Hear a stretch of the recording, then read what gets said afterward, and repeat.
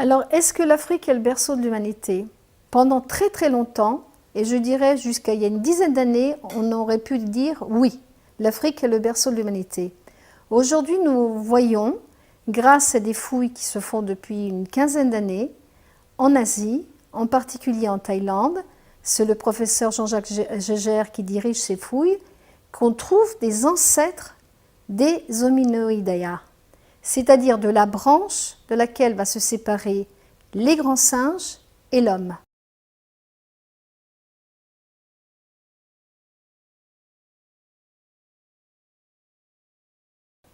Et à ce moment-là, on peut se poser la question, est-ce que vraiment l'Afrique était le berceau de ces grands groupes de primates dont vont dériver les grands singes et les hominidés, ou est-ce qu'il ne faut pas rechercher ces ancêtres en Asie et ensuite, à partir de l'Asie, ils auraient migré vers l'Afrique? La question reste aujourd'hui complètement ouverte et on ne peut plus être aussi affirmatif qu'on l'était il y a 15 ans.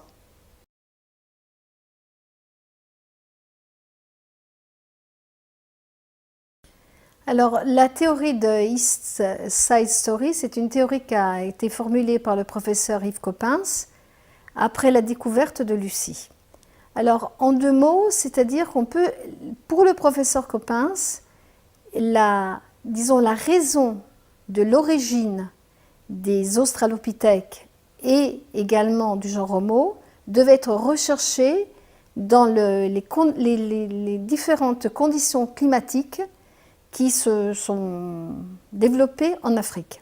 Et en particulier, pour le professeur Coppens, l'origine du genre Homo serait due à la Rift Valley, c'est-à-dire ce grand événement qui est d'abord géologique, qui a eu des conséquences climatiques, c'est-à-dire qu'à l'est de la Rift Valley, on a une désertification, et à l'ouest, on continue à voir des zones boisées.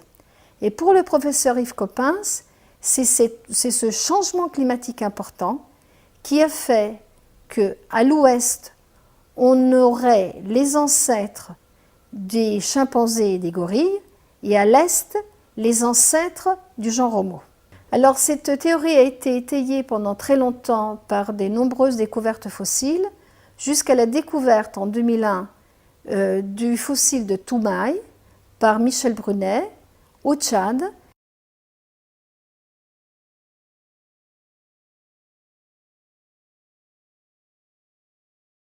Qui montre que les ancêtres de la branche qui va donner les hominidés étaient également présentes à l'ouest de la Rift Valley, et en particulier au Tchad.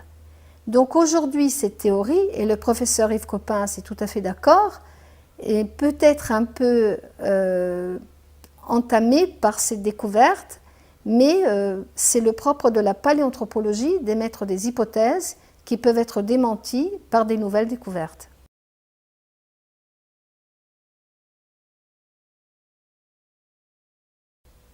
Alors, on trouve énormément de fossiles à l'est de la Rift Valley, simplement parce que les conditions géologiques le permettent. C'est une région aride, avec beaucoup de sécheresse, qui donc a permis la conservation et la fossilisation des fossiles, alors qu'à l'ouest, qui était une zone boisée, zone donc de terrain acide, les eaux ne se conservent pas et sont très très vite dégradées, et donc ne se fossilisent pas ou presque pas.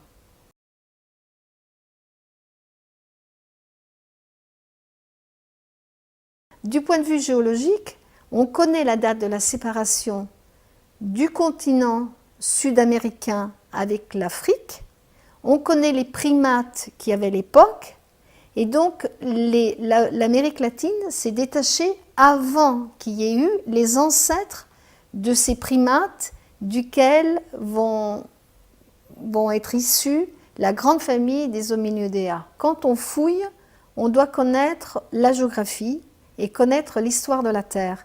C'est-à-dire qu'on se rend compte que l'histoire de la vie, c'est aussi une biogéographie. C'est-à-dire que dans un endroit, il y a eu des conditions particulières, climatiques, mais aussi géologiques, qui ont permis l'essor de certains groupes et pas d'autres.